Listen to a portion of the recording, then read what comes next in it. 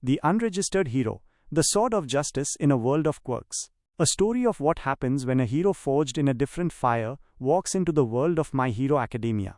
The arrival of Shiru Emiya in Musutafu, Japan, was not heralded by a cataclysmic explosion or a dramatic tear in the fabric of reality. It was as quiet and unassuming as the man himself. A sudden, disorienting lurch, a gasp of unfamiliar air, and the jarring realization that the skyline was impossibly futuristic, dominated by towering skyscrapers and the distant, reassuring silhouette of UA High School. This was not his Fuyuki city. This was a world brimming with heroes, a concept both intimately familiar and fundamentally alien to the Magus.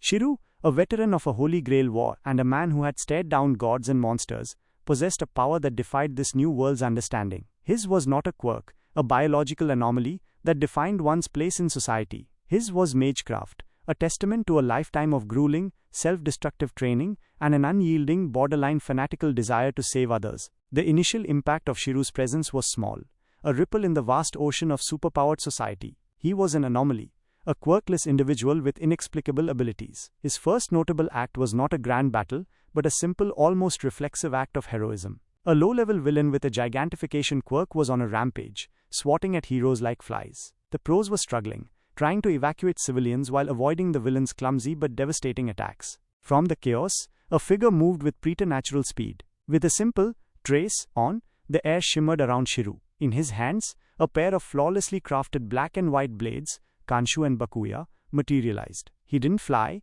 he didn't shoot lasers, but with a display of swordsmanship that seemed to dance on the very edge of human capability, he systematically dismantled the villain's assault. He reinforced his own body to withstand the concussive force of the villain's blows and used his blades not to kill, but to disable, severing tendons and creating openings for the pro-heroes to finally subdue the threat. The aftermath was a mixture of awe and confusion. Who was this young man? What was his quirk? The blades he wielded vanished into motes of light, leaving no evidence. When questioned, his answers were cryptic, speaking of projections and mana, terms that meant nothing to the authorities. He was an unregistered vigilante, a dangerous variable in a society built on the regulation of power.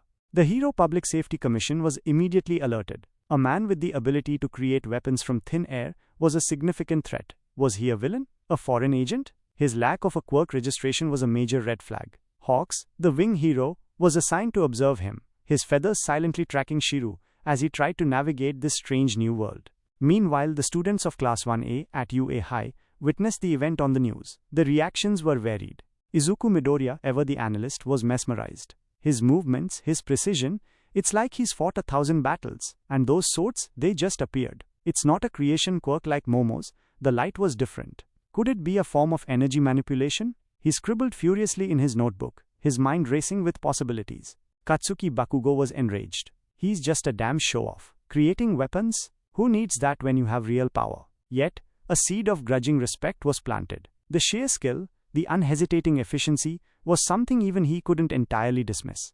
Shoto Todoroki remained stoic, but the appearance of someone who fought with such a singular focus, unburdened by the legacy of a powerful family, resonated with him. Shiru, for his part, found this world's concept of hero to be both inspiring and naive. The commercialization, the rankings, the emphasis on public image, it all felt hollow compared to his own stark, unforgiving ideal of a hero, one who walks a path of self-sacrifice, often in the shadows. The inevitable confrontation came when the League of Villains, drawn by the news of this powerful new player, decided to test his mettle. During a coordinated attack on a shopping district, Nomu were unleashed. These bioengineered monstrosities, designed to kill All Might, were a force of nature. As chaos erupted, Shiru did not hesitate. He didn't wait for a hero license or official orders. He saw people in danger, and his body moved on its own.